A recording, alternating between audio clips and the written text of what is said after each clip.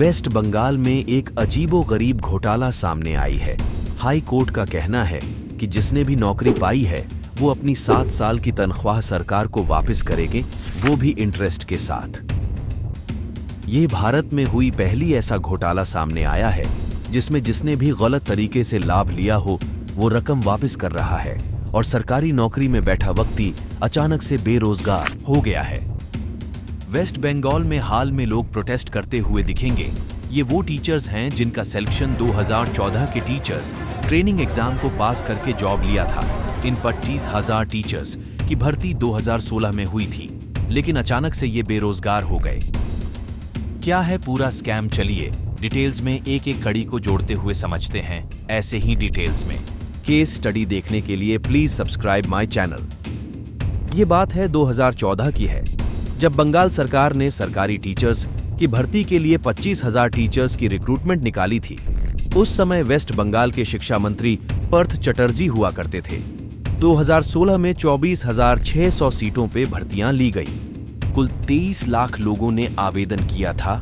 आवेदकों ने उस समय भी गड़बड़ी के आरोप लगाते हुए कोलकाता हाईकोर्ट में याचिका दायर की थी।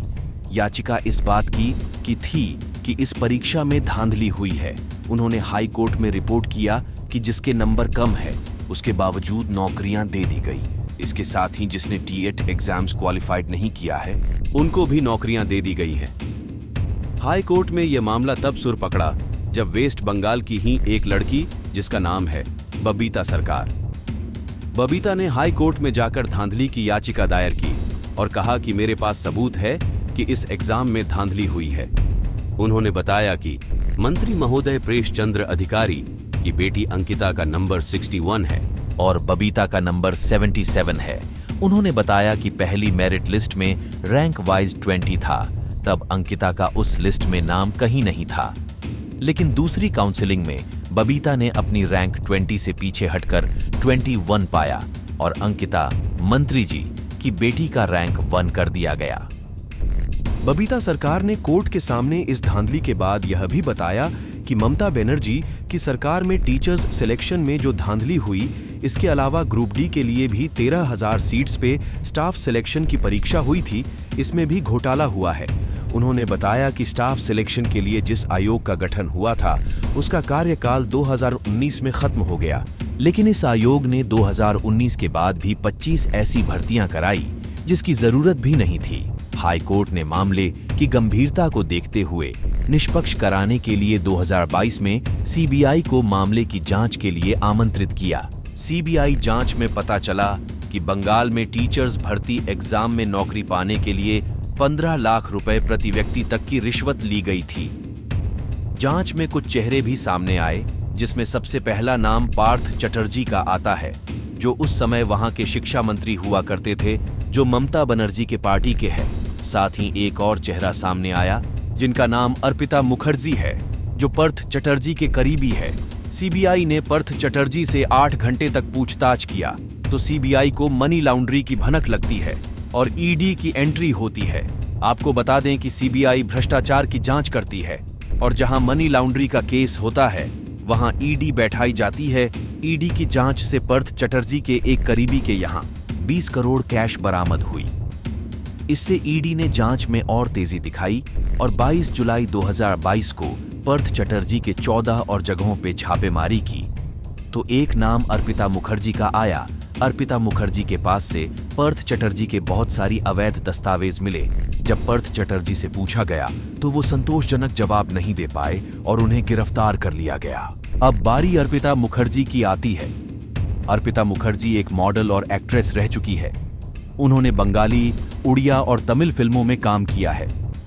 अर्पिता मुखर्जी पार्थ मुखर्जी के संपर्क में आने के बाद फिल्मों में काम करना बंद कर दिया और पार्थ मुखर्जी के साथ कई जनता मंचों में दिखाई देने लगी।